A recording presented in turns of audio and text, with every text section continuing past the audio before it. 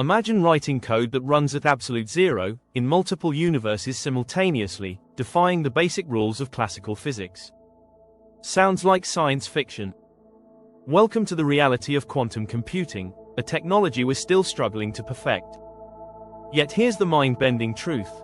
Nature has been running quantum algorithms for billions of years, not in sophisticated laboratories, but in the bodies of birds soaring overhead, in every leaf capturing sunlight, and in the DNA of every living cell.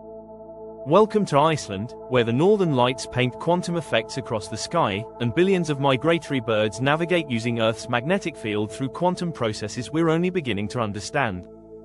This is where the classical world we know dissolves into the quantum realm, and where nature reveals some of its most spectacular secrets. Think about the most sophisticated GPS system you've ever used.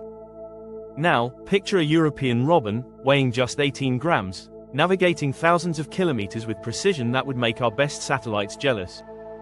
The secret? A quantum compass in its eyes. Modern quantum biology has revealed an extraordinary truth. Inside the robin's retina, pairs of electrons perform an intricate quantum dance. When light hits special proteins called cryptochromes, it creates pairs of entangled electrons. The quantum state of these electrons is exquisitely sensitive to Earth's magnetic field. It's as if each bird has a quantum computer in its eyes, running algorithms that we're still trying to understand. But this is just the beginning of nature's quantum mastery. Every breath of fresh air you take exists because of quantum computing happening in plants. Photosynthesis, that process we learned about in grade school, turns out to be one of the most sophisticated quantum computers on Earth. Recent breakthroughs have revealed something astonishing. When sunlight strikes a leaf, the energy doesn't follow a simple path. Instead, it explores all possible routes simultaneously through quantum superposition, finding the most efficient way to turn light into life. It's like having millions of processes working in parallel, but at the quantum level. The efficiency is staggering. In our best solar cells, captured photons bounce around like pinballs, losing energy as heat. But in photosynthesis, quantum coherence allows energy to take all paths at once, finding the most efficient route with near-perfect accuracy.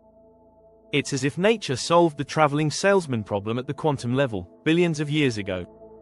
And here's what's truly revolutionary. These quantum processes are happening at room temperature, in wet, messy biological systems. While our quantum computers need temperatures near absolute zero and perfect isolation, nature has mastered quantum computing in the chaos of living cells. Let's dive deeper into the quantum realm of DNA itself. Every time your cells divide, quantum tunneling helps the machinery of life copy your genetic code. It's like a quantum bypass, allowing particles to pass through barriers that classical physics says should be impenetrable. The implications are profound. Life itself depends on quantum mechanics. Without quantum tunneling, hydrogen bonds would be too unstable, and DNA couldn't hold together. We're all quantum computers, running nature's code.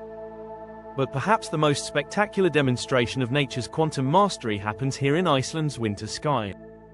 The aurora borealis, nature's own quantum light show, demonstrates the same principles that living systems use to capture and process energy.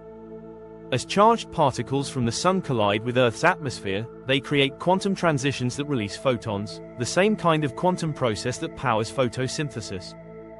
The sky becomes a canvas for quantum effects we can actually see with our naked eyes. Think about it. While we're struggling to maintain quantum coherence for microseconds in our most advanced laboratories, migrating birds are using quantum entanglement to navigate. While we're building massive facilities to cool atoms to near absolute zero, plants are running quantum algorithms at room temperature. The implications are revolutionary.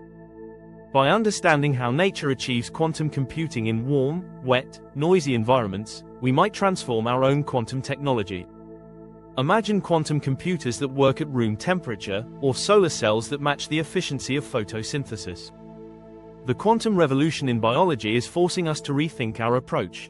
Nature shows us that quantum computing doesn't require perfect isolation or absolute zero temperatures. We've been thinking about quantum computing all wrong. The future might not lie in colder temperatures, but in better understanding how biology harnesses quantum effects. The evidence is mounting. Quantum coherence has been detected in everything from bacteria to butterflies. The quantum realm isn't some exotic, isolated state, it's an integral part of life itself. Every cell in your body is running quantum algorithms that have been refined by billions of years of evolution. As night falls over Iceland's rugged landscape, we watch another flock of birds navigate by their quantum compass, silhouetted against the quantum dance of the aurora. The boundary between classical and quantum worlds blurs, and we realize we're witnessing something profound. Nature's mastery of quantum computing isn't just a scientific curiosity, it's a revolution waiting to transform technology. The birds overhead aren't just following ancient migration routes, they're showing us the future of quantum technology. The plants capturing sunlight aren't just growing, they're demonstrating quantum computing principles we're still trying to understand. And the DNA in every living cell isn't just carrying genetic information, it's running quantum algorithms that make life itself possible. As we stand beneath the dancing lights of the aurora, we're reminded that the quantum world isn't some abstract concept confined to physics laboratories. It's alive, it's active, and it's been operating in nature since the first cell divided, since the first leaf captured sunlight, since the first bird took flight.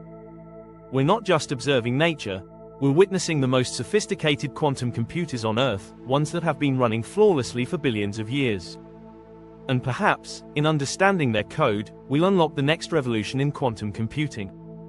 Next time on Digital Wilderness, we dive into the living algorithms of coral reefs, where nature's most ancient colonies are programming their own futures in the face of a changing world.